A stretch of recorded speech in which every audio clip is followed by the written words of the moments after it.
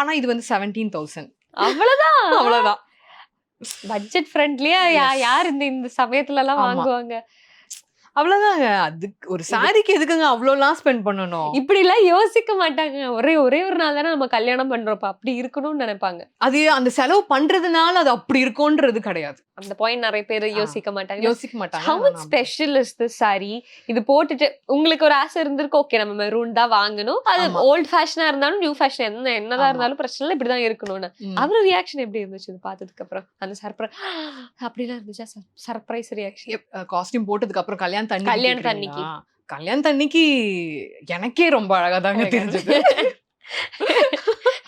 இல்ல சீரியஸா, ஏன்னா நான் வந்து ஜுவல்ஸ் வந்து பாத்தீங்கன்னா ஃபுல் கோல்டன் கலர்ல, இதுவுமே கொஞ்சம் ஓல்டு ஃபேஷனா அந்த இப்படி வரும். சில பேர் நெத்தி சுட்டி இப்படி மட்டும் இருக்கும், ஆனா இப்படி எல்லாம் வரும்ல, டான்ஸுக்கு போடுற மாதிரியா, அந்த மாதிரி எல்லாம் இருக்கணும் அப்படின்னு நினைச்சு அப்புறம் இங்க இப்படி இந்த போலாக்கா லோலாக்கு அது தொங்கணும், அதெல்லாம் யோசிச்சுட்டு அதே மாதிரி ட்ரெஸ் பண்ணேன்.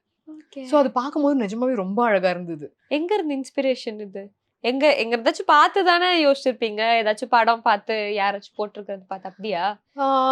இப்போ வெட்டிங் போட்டோகிராஃப்ஸ் அப்படின்னு நம்ம கூகுள்ல பண்ணோம்னாலே நிறைய இந்த மாதிரி வரும். கொஞ்சம் அந்த ஓல்ட் ஸ்டைல்ல இருக்கிறதுல வந்து இந்த மாதிரி இருக்கும். சரி, எனக்கு பார்த்த உடனே அது டக்குன்னு ரொம்ப அழகா தெரிஞ்சது. சோ நம்ம கல்யாணத்துக்கு இப்படிதான் பண்ணணும் அப்படின்னு நினைச்சேன். அதே மாதிரி